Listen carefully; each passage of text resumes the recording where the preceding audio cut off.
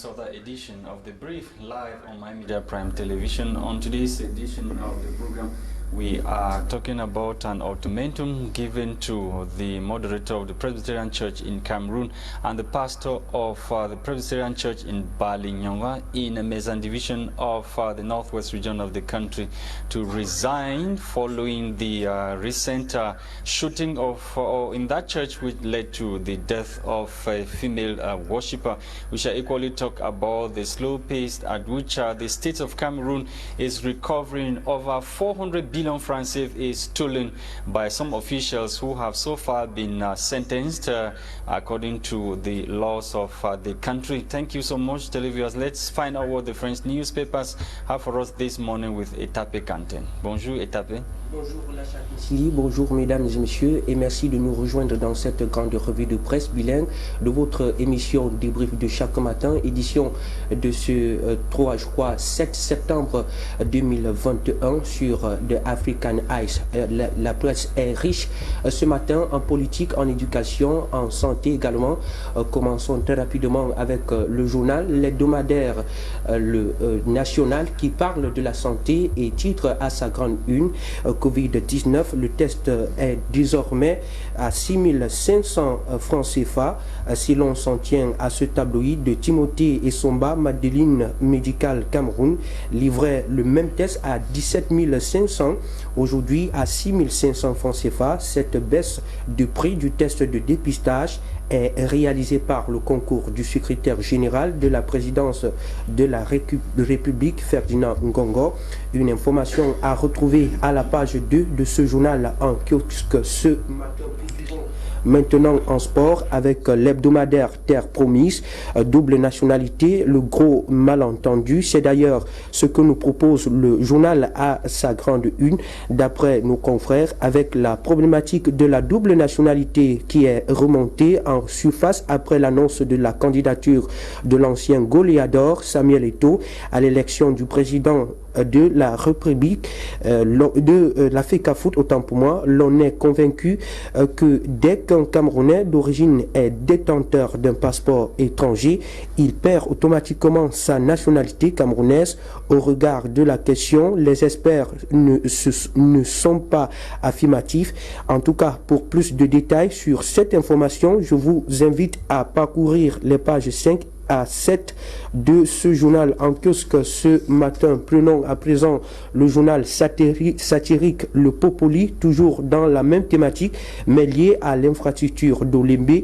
En tout cas, stade Paul Biya d'Olembe, enlevez mon nom. Point d'exclamation, c'est le grand titre du journal d'ailleurs, qui plus loin met en scène deux personnages qui s'échangent. Ferdinand Ngongo, secrétaire général à la présidence de la République, face à l'injonction de son vis-à-vis, réplique: comment ça qu'on enlève votre nom sur le stade d'Olembe? Point d'interrogation. Il reçoit comme réponse: la qualité de crimes économiques qui ont été perpétrés me donne le palu. Et puis terminons en économique avec l'hebdomadaire, le journal Vision économique, qui poste à sa grande une: réhabilitation des entreprises publiques. Le chef de l'État fixe les nouvelles orientations. Plus loin, dans les explications de ce journal, l'on constate que le président Paul Biya, dans sa circulaire relative à la préparation du budget 2022, prescrit de nouvelles directives pour l'admission des entreprises et des établissements publics en réhabilitation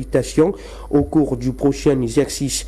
La priorité sera accordée aux entreprises dont l'outil de production permet de réaliser ou bien rétablir l'équilibre financier et dont les activités visent à la mise en œuvre de la stratégie de développement du pays sur la décennie 2020-2030. Un dossier à retrouver dans les colonnes de la page 2 de ce numéro en kiosque ce matin. Voilà pour ce qui est de la presse en langue française. Place actuellement à la découverte de ces tabloïds en anglais avec toi, Lachak. Bonjour une fois de plus. Thank you, Etape Kantin. Thank you, televiewers of My Media Prime, for staying with us this morning. Let's kickstart with the National Post newspaper. The National Post is interested in the recent decision taken by the government of Cameroon to reduce the price of COVID-19 tests in the country. The paper writes in one of its major headlines, coronavirus government drops cost of COVID-19 test, or the request, or at the request of the Secretary General at the Presidency of the Republic, Ferdinand Ngongo. The price of COVID-19 test has dropped from 17,500 francs to 6,500 CFA. This huge reduction concerns tests sold by Moda Holding to Medelinda Medical Cameroon SA. On to the Newswatch newspaper. Newswatch is interested in the pressure being mounted on the government of Cameroon by international religious groups or religious groups petitioning the government of Cameroon, led by President Paul Biya, over Bali church shooting. The pressure groups have called for immediate intervention or investigations, heavy punishment for perpetrators of the Bali shooting, which led to the death of a female worshipper and the wounding of a pastor, the pastor who was preaching on the pulpit on that Sunday morning. On to this other headline that has to do with UNVDA or UNDP rather. UNDP donates a CFA 5 million francs worth equipment anti-COVID kits to the startup companies in the northwest and the southwest regions of Cameroon. We continue with these other headlines, still with Newswatch newspaper, to talk about 4,800 COVID-19 jabs that has expired in Cameroon due to vaccine hesitancy. Those who don't want to get themselves vaccinated has cost the state of Cameroon over 4,800 COVID-19 tests to expire. More details in this edition of Newswatch newspaper. On to Emergence. Emergence is interested in the letter written by the Minister of Trade and Commerce of Cameroon to the international Trade Organization, talking about price hikes of some materials that are being imported by the government. So the minister wants the International Trade Organization to step in and normalize the prices that have skyrocketed as a result of some individuals who have decided to make the prices of those goods that are being imported into Cameroon very, very expensive. The paper is also interested in the Anglophone crisis, this time around talking about separatist fighters in Bali that are putting pressure on PCC moderator and pastor to resign. In an audio, viral audio that circulated on the social media, the separatist fighters are calling on the moderator of the Presbyterian Church in Cameroon, the Right Reverend Samuel Fonki Foba, to resign. According to them, he didn't name the killers of the Bali shooting, as we are told by Emergence newspaper. On to the Guardian Post. The Guardian Post is telling us this morning that a man has allegedly committed suicide in Saint-Melema over wife's infidelity. The man reportedly committed suicide as a result of him learning that the wife was cheating on him. On to this other headline talking about merited recognition. Cameroon ambassador to the United States rewards Mwankang ruler for promoting peace and peace back home in the northwest and southwest regions of Cameroon. Chief Banjon Bahai III also recognized for promoting Cameroon's culture in the United States of America.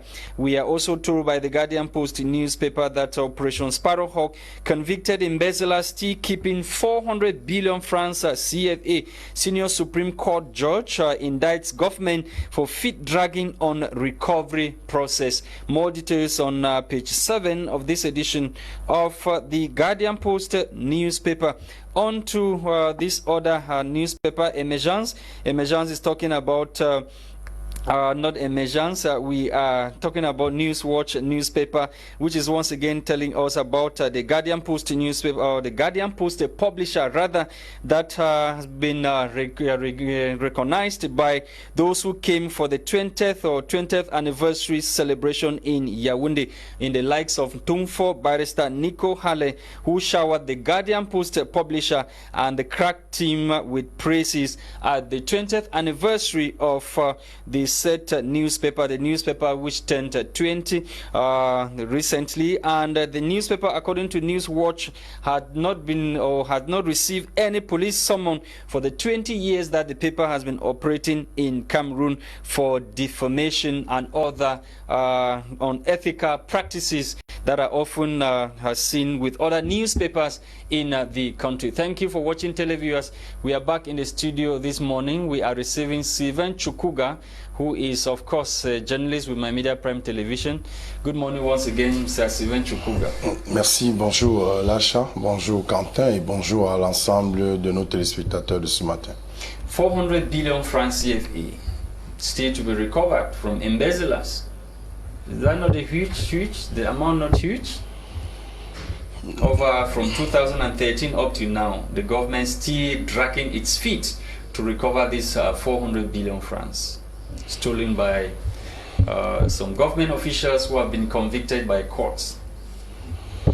Oui, la réalité c'est que le Cameroun a énormément de problèmes d'argent et la question budgétaire qui se pose au moment où le chef de l'État fait sa circulaire pour le recouvrer, pour fixer le cap en réalité du budget 2020, on peut effectivement comprendre que intervient cette question-là. Mais dans le fond, il n'en demeure pas moins qu'en réalité, si nous voulons aller loin, nous devons effectivement créer un ensemble de mécanismes. On a parlé effectivement que s'il faut atteindre, alors épargner le Cameroun un certain nombre de prêts. Yes, we are talking about this money that the money was stolen by some Cameroonians who have been convicted. The Supreme Court judge, or senior Supreme Court judge, just revealed that the embezzlers are still keeping 400 billion francs CFA, monies that they stole. We see some of these officials, they are lavishing the money during their birthdays at the Kondenge maximum security prison. So the Supreme Court judge is accusing the government of not taking up its responsibility to ensure that this money that was stolen by these people be brought back, so we can reinvest in a developmental project and even the budget you are talking about. Oui, mais à partir du moment où il est clair, c'est une réalité. Aujourd'hui, on se demande si effectivement le gouvernement ou alors l'administration judiciaire met tout en œuvre pour que, en réalité, tout ce qui est évoqué dans c'est dans ce qu'on appelle régulièrement sur le plan économique, les crimes économiques ou alors des invasions fiscales, que cela puisse profiter effectivement au développement. Mais on se rend bien sûr compte que cet argent, on s'interroge en réalité sur l'efficacité des actions menées pour le recouvrement d'un certain nombre d'argent englouti comme ça dans les crimes économiques. Pour le cas effectivement de ces hommes, ou alors pour le cas de ces hommes dans le processus de l'opération Épervier, en la réalité c'est que le Cameroun a besoin de cet argent pour réinvestir, pour redéployer cela pour le développement du Cameroun. Mais on se demande, on se poserait la question, alors pourquoi est-ce qu'on garde le silence en réalité sur la disponibilité ou alors sur le recouvrement de ces fonds-là, plutôt que de faire une grande communication sur leurs auditions, au niveau du TCS. These are people who were sentenced between 2013 and 2019, if I've gotten the facts correctly. These are people who were sentenced. Like you have Yves Michel Fosso, Ephraim Enoni, all those government officials, top government officials who were sentenced. They are still keeping this money with them. How should the judiciary enforce, or the courts ensure that this money be taken? Are there not other mechanisms that the state can put in place? Not the court now. The court has passed the judgment. It's left now for the other, department to take over. Non, vous avez cité là deux noms. C'est pas parce que c'est pas parce que on vous a accordé ce que le président Paul Biya a accordé pour Inoni et pour Yves Michel Fosso qu'on peut penser que c'est entre parenthèses. Non. Mais pourquoi ils ne reviennent pas avec cet argent? Pourquoi ils n'ont pas encore donné? Why have they not given back the money they are keeping? Le problème, effectivement, j'ai posé ici la problématique de l'efficacité des actions de l'administration judiciaire dans le processus. The money be recovered. Is it the court? Is it the special criminal tribunal? Is it the government bench? Who is supposed to ensure? Vous savez, là, en réalité, c'est pas des procédures simplifiées ou alors pour utiliser le langage qu'on il y a des gens avec 30 comptes bancaires, il y a des gens avec 100 maisons. Oui, mais sauf que on ne peut pas de but en blanc avant, parce que c'est pas des hommes vous pensez que c'est pas des enfants de cœur pour dire qu'ils ont amassé cet argent, mais qu'ils ont amassé cet argent et le placer sur leur propre nom. Mais il n'en demeure moins effectivement que ces hommes ont connu énormément de crimes économiques sur l'argent public du Cameroun.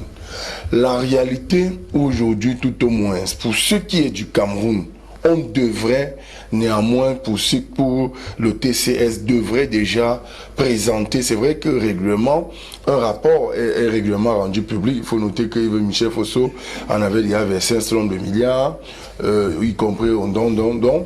On se demande bien, en réalité, le TCS devrait davantage, ou alors on devrait permettre. Quand je dis on, le on là ici c'est le chef de l'État, parce que toutes ces institutions sont sous sa coupole en tant qu'initiateur de ces projets-là, devrait davantage donner la force et une indépendance judiciaire au TCS de traquer ces hommes-là et faire retourner les fonds supposés détournés par ces hommes. Non, ce n'est plus supposé. Hein. Les tribunaux ont déjà déclaré. Oui, tant qu'il n'y a pas eu, il n'y a encore eu aucune fin de procédure. Il n'y a encore eu aucune fin de procédure, par exemple. For many of them, they were convicted between 2013 and 2020. La preuve, c'est qu'il y a des annonces. Yves Michel Fosso il est déjà à 2 procédures, 2 affaires, pour dire que on part d'une affaire A pour une affaire B. C'est la suite du dossier de la personne qui continue. Mais en réalité, c'est simplement parce que quand on regarde dans le fond aujourd'hui, l'administration judiciaire avec ce tribunal spécial, on se demande si le tribunal criminel spécial a toute l'indépendance nécessaire de mettre en mouvement ses actions judiciaires de façon indépendante pour permettre qu'il y ait un certain nombre de rapatriements de fonds ou alors un certain nombre de recouvrements de fonds à l'intérieur du Cameroun. Mais on n'a que d'annonces. À aucun moment, on vous a indiqué qu'il y a une saisie de tel compte bancaire de X ou de Y dans telle banque au Cameroun concernant ces affaires. C'est pour cela que j'évoque l'indépendance judiciaire du TCS. But there is a minister who cried for sometimes back that if they don't open his bank account, he will die of hunger in prison, which means that those guys in prison, they still have access to their different bank accounts and they are spending the money. While even convicted, they are spending the money. Non, l'argent des individus dans les banques appartient aux individus. Et il n'y a que des actions judiciaires pour interpeller les propriétaires de banques, pour saisir les banques. Et je le dis encore, en réalité, la lecture globale au jour d'aujourd'hui, à date qu'on se fait sur l'opération Épervier et pour un certain nombre d'individus poursuivis devant ce tribunal-là, ceci pose une véritable nécessité ou alors une véritable volonté à pouvoir tordre le cou au crime économique que commettent un certain nombre d'acteurs publics au Cameroun. Comment on comprend que tous les jours, soit on interpelle les gens, ils sont auditionnés, ils sont écroués en Kondengui, et que sans qu'il y ait véritablement de mouvement qui démontre que on n'arrête pas l'individu, mais on arrête un individu qui a commis un forfait. Et quelle est la nature de ce forfait? Que cela soit évoqué. Exactement, pour utiliser ce langage-là. Pour dire qu'en réalité, vous avez des gens là-bas, on dit qu'ils ont détourné 100 milliards. Mais en réalité, ça c'est le discours. Comment vous dites ça, c'est le discours? Oui, c'est pour ça que je parle de l'efficacité de l'action judiciaire. Si ça ne s'arrêtait pas au discours, on a vu comment d'autres chefs d'État ont mis en place des institutions sur d'autres cieux en Afrique et on peut réduire les crimes économiques. Si je comprends très bien, M. Sylvain Tchokoga, vous voulez par là dire, si on a arrêté quelqu'un en infraction, voilà, on doit récupérer le butin et mettre ce butin au service du développement du pays. Je dis, oui, ça c'est en réalité, ça c'est l'objectif. Mais il faut repenser cette opération dite OPRV. Il faut repenser même, quand j'évoque ici la question de l'indépendance judiciaire du TCS, qui est un tribunal à caractère spécial, et que on peine aujourd'hui effectivement à toucher du doigt son efficacité dans le cadre des poursuites des personnes qui ont commis des crimes économiques pour le cas de l'opération Épervier. Cela remet en cause et en doute les actions et l'opération en lui-même dit Épervier. Parce que si si on avait... Il y a la CONAC, non? Et la CONAC encore, c'est une institution qui fait dans les faits d'annonce. C'est pour ça que je parle là. C'est pour ça que je parle là de la volonté politique. Parce que il est d'une chose d'annoncer et de nommer 5 personnes. Mais la CONAC travaille depuis des années. On voit les fruits de la CONAC. Si la CONAC travaille depuis des années, et comme on voyait les fruits de la CONAC, l'achat, je peux vous dire ici que on ne serait pas chaque année en train de dire qu'il y a des détournements même au niveau des lycées au Cameroun. Eh bien, mais la CONAC, si on l'a c'est compris. Et si on peut d'engranger le pas sur un autre thème, avec le journal satirique Le Populi. On va dans les stades. Voilà, on va dans les stades. Stade Paul Biya d'Olembe, enlevez mon nom.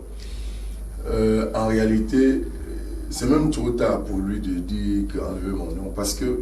Est-ce que c'est Paul Biya qui dit? C'est le journal qui dit, bien sûr.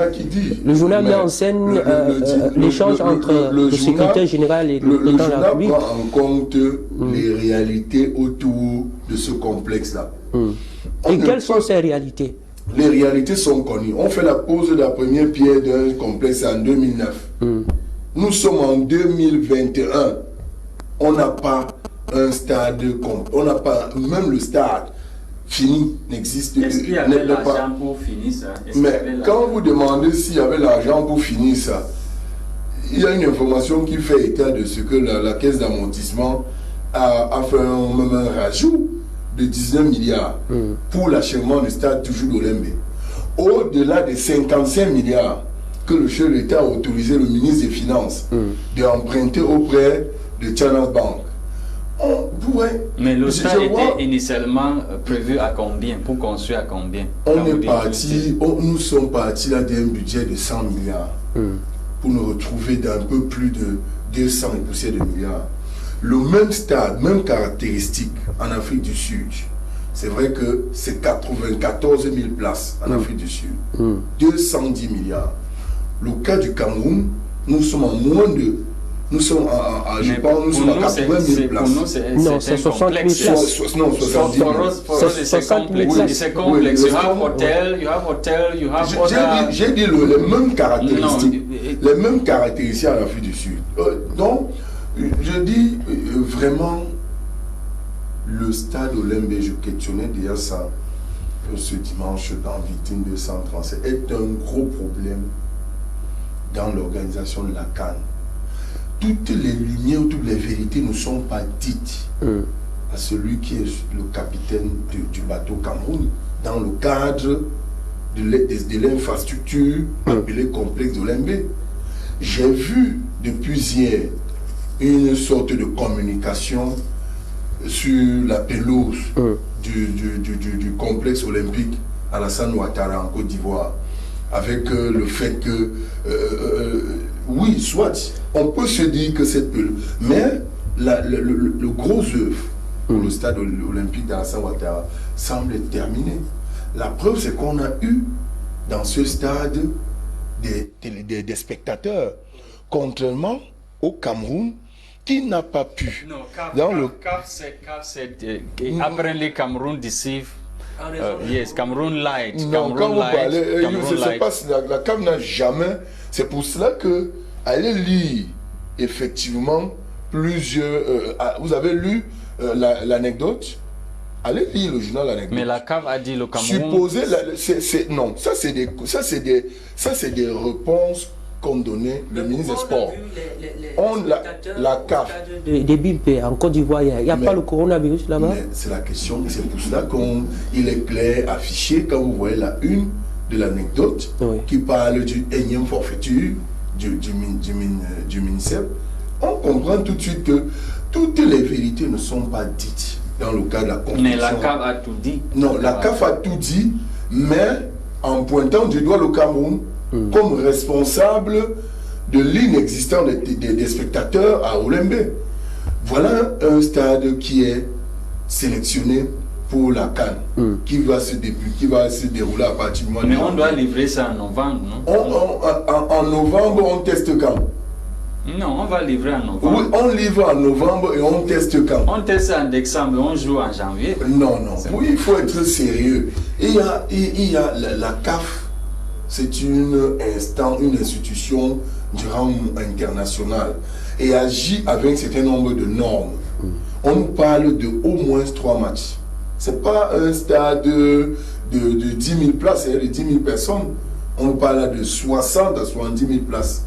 Pour dire qu'il faut un test efficace à temps et à date. Mais ça fait quand même honte. Ça fait honte. It's okay, Sylvain. Ça fait honte. Thank you so much, televiewers, for taking out your time to watch this edition of The Brief. Hopefully, we'll be back tomorrow once again for what the papers must have said. The program was produced by Johnson Vonla.